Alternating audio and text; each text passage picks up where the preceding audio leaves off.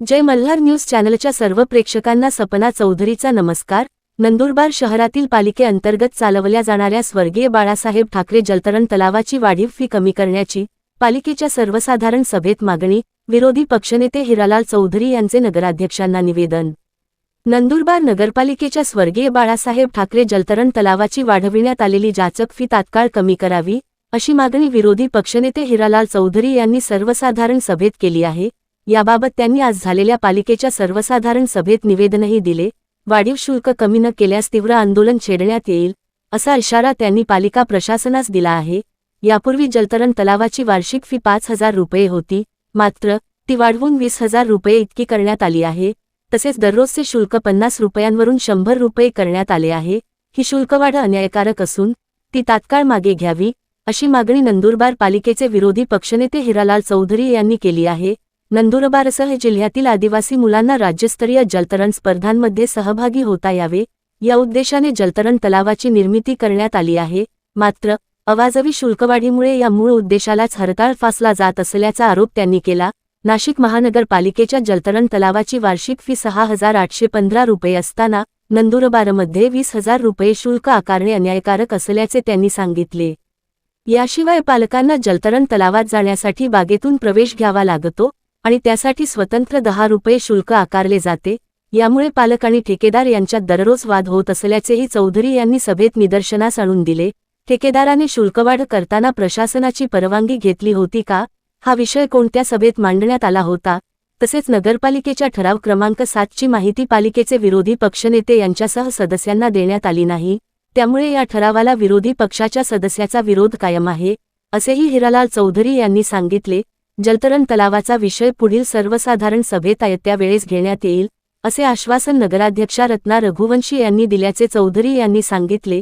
यावेळी गटनेते आनंद माळी, नगरसेवक पंकज चौधरी, रेखा चौधरी, शोभा चौधरी, सारिका माळी, नीता मराठे, सुषमा गावित, सामाजिक कार्यकर्ते लक्ष्मण माळी, प्रकाश भोळे, आकाश चौधरी, संतोष वसईकर, विक्की मराठे, दीपक चौधरी आदी उपस्थित होते। सपना चौधरी, जय मल्हार न्यूज, नंदुरबार। नमस्कार, मी हिरालाल चौधरी, विरोधी पक्षनेता, नंदुरबार नगर परिषद। आज रोजी सर्वसाधारण सभा आयोजित करण्यात आली होती आणि सभेत एकूण 12 विषय होते। 12 पैकी आम्ही 11 विषयांना सर्वानुमते मंजुरी दिली, परंतु एक जो विषय होता तो 7 नंबरचा विषय, त्या विषयासंदर्भात कुठलीच माहिती आम्हाला दिली गेली नाही, टिप्पणी दिली गेली नाही, आम्ही विचारले, आम्हाला सांगितलं गेलं नाही। त्याच्यामुळे ह्या विषयाला आम्ही एक विरोध केलेला आहे आणि सर्वानुमते विषय मंजूर केलेले आहे। महत्त्वाचा विषय म्हणजे असा की मी जनरल बोर्ड सुरू होण्याच्या अगोदर या नंदुरबार शहराच्या विद्यार्थ्यांच्या अतिशय महत्त्वाचा विषय मांडला, तो होता जलतरण तलाव। नंदुरबारच्या सर्वसामान्य लोकांना परवडेल असा दर ह्या नंदुरबार नगरपालिकेने ठरवलेला होता, तो होता पर डे 50 रुपये आणि वार्षिक दर होता 5,000। परंतु ठेकेदार नवीन आल्यानंतर त्याने त्याच्या मर्जीनुसार 5,000च्या जागेवर वार्षिक भाडं लावलंय ते 20,000 रुपये, म्हणजे 100-300 पट जास्त। 10%, 15% वाढवले, आपण मान्य करू शकतो की वो मेंटेनन्स खर्च आहे, परंतु ह्या सर्वसामान्याकडून आर्थिक लूट आणि दुसरी गोष्ट, मुलांना प्रोत्साहन देण्यासाठी नंदुरबार नगर परिषदेने हा जलतरण तलाव निर्माण केलेला आहे, शासनाच्या पैशावर आहे। हा फक्त ह्या नंदुरबार जिल्ह्यातले जेही जलतरणपटू असतील ते राज्यस्तरावर जावेत, हा एकमेव उद्देश होता आणि लोकांचे आरोग्य चांगलं राहावं म्हणून हा होता। परंतु याच्यात पैसे कमवण्याचा धंदा या सदर ठेकेदाराने मांडला, उच्छाद मांडला। मला नंदुरबार जिल्ह्यातल्या त्या विद्यार्थ्यांच्या पालकांनी काल निवेदन दिलं आणि सगळं वस्तुस्थिती मांडली, त्याद्वारे मी जनरल बोर्ड सुरू होण्याच्या अगोदर हे निवेदन नगराध्यक्षांना वाचून दाखवलं माझं सर्व नगरसेवकांच्या वतीने भारतीय जनता पार्टीच्या, आणि त्याच्या स्पष्टपणे म्हटलं की जुना दर प्रमाणे आणि कुठलाच दर निश्चित नाही, हा 20,000 रुपये दर त्याच्या मर्जीतला आहे। वास्तविक पाहायला गेला स्टँडिंग किंवा जनरल बोर्ड मध्ये हे दर निश्चित होऊन त्या ठेकेदाराला, परंतु त्याने नंदुरबार नगर परिषदेच्या सत्ताधाऱ्यांना आणि प्रशासनाच्या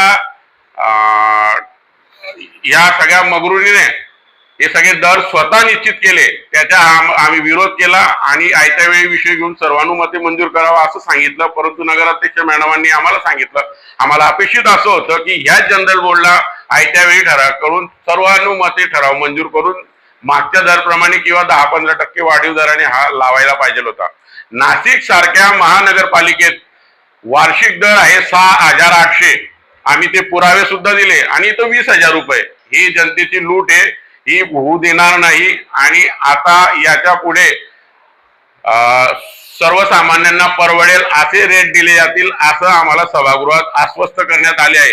जादा दर कोणाला आकारले गेले तर आमच्याशी संपर्क साधावा, आम्ही तात्काळ तिथं पोहोचू. आणि दुसरी मागणी होती की त्या जलतरण तलावात जाण्यासाठी बगीच्यातून जावं लागतं. तिथं बगीच्यात जाण्यासाठी मुलांना एंट्री फी घेत नाही, परंतु पालक सोबत जातात, त्याचा आणखी 10 रुपये अतिरिक्त द्यावे लागतात. तर आमचं म्हणणं असं आहे की पालकांना तिकडनं एंट्री द्यावी, नाही तर जलतरण तलावाचे जे गेट आहेत तिथून पालकांना, कारण की मुलांना घ्यायला पालक येतील तर त्यांना अतिरिक्त दर द्यायची काहीच गरज नाही. तर हे मी सभागृहात नगराध्यक्ष आणि सर्व नगरसेवकांसमोर ही सर्वसामान्य लोकांची व्यथा मांडली. आणि मला अपेक्षा आहे की हे जुने दर प्रमाणे आकारले जातील. वाढीव दर आकारले तर कायदेशीर मार्गाने आम्ही जाऊच, परंतु मोठ्या प्रमाणात आम्ही नगरपालिकेत आंदोलन करू हा माझ्या सत्ताधाऱ्यांना इशारा आहे. आणि सर्वसामान्य लोकांना मी आश्वस्त करतो, जास्त दर आकारले जाणार नाही. गेले तर आम्ही आपल्यासाठी लढू, हे निश्चित राहावं. तलाव संदर्भात बोलायचं म्हटलं तर मागच्या जून महिन्यात सर्वसाधारण सभेत एक ठराव केला होता. मी आपल्याला एकदम जबाबदारीने सांगतो की एका ठेकेदाराला हा ठेका दिला होता. या ठेकेदाराने पैसे न भरता नगरपालिकेची थकबाकी न अदा करता हा गायब झालेला आहे. याला सर्वस्वी जबाबदारी संबंधित अधिकाऱ्यांची आहे. आणि तसा ठराव सुद्धा झाला होता की जबाबदार अधिकाऱ्यांवर कारवाई करावी. तो सुद्धा जबाब मी आज सत्ताधाऱ्यांना विचारला की जे 1 जून रोजी जो जनरल बोर्ड मध्ये ठराव झाला त्याच्यावर काय कारवाई केली, गोलमाल उत्तर देण्यात आलेलं आहे. या संदर्भात सुद्धा आम्ही लवकरच प्रशासनाला जाब विचारू, नाही तर कायदेशीर, कारण की तो नागरिकांचा पैसा आहे, सर्वसामान्यांचा पैसा आहे. तो ठेकेदारावर रीतसर फौजदारी गुन्हा दाखल करून पैसे वसूल व्हावेत आणि नसते झाले तर ह्या अधिकाऱ्यांकडून वसूल करण्यात यावा अशी आमची मागणी आहे.